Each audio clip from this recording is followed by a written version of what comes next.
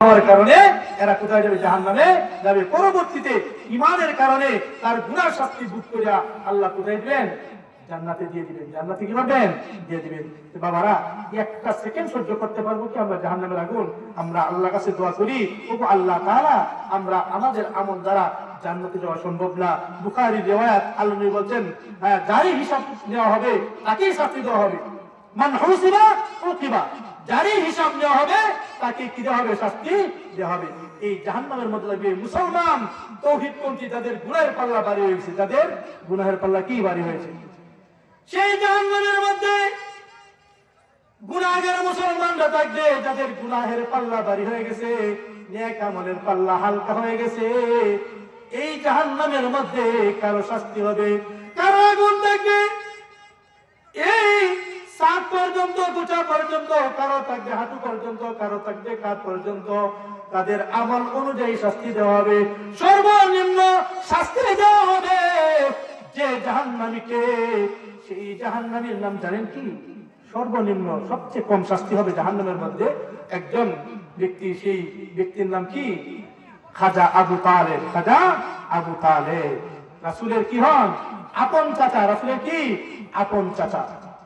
উনার কেমন শাস্তি হবে? হাদিসের মধ্যে আসছে, আল্লাহ নবী বলেন, হযরত আবু সাঈদ খুদরী রাদিয়াল্লাহু তাআলা কে বর্ণিত, ইন্না আদনা আহলিল জান্নাতি আযাবান ইয়াতানাআলু বিনালাইনি মিন নার।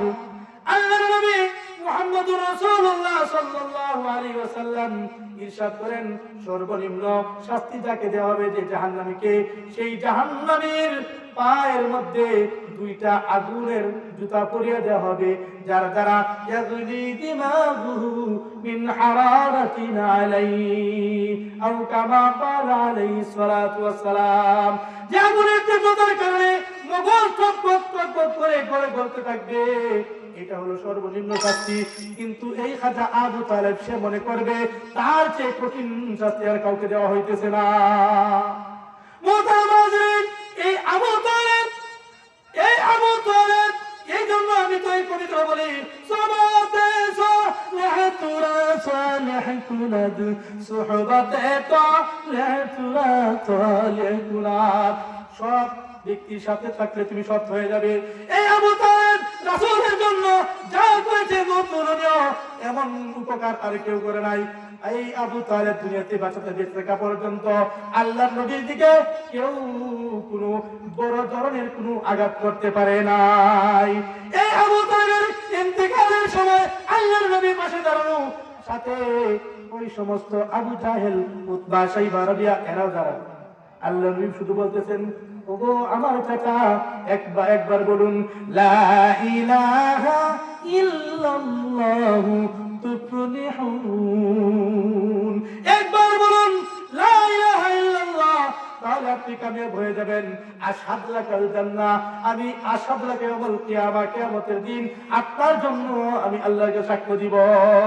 একটু জিকির করি, লা ইলাহা ইল্লাল্লাহ, লা ইলাহা ইল্লাল্লাহ, লা ইলাহা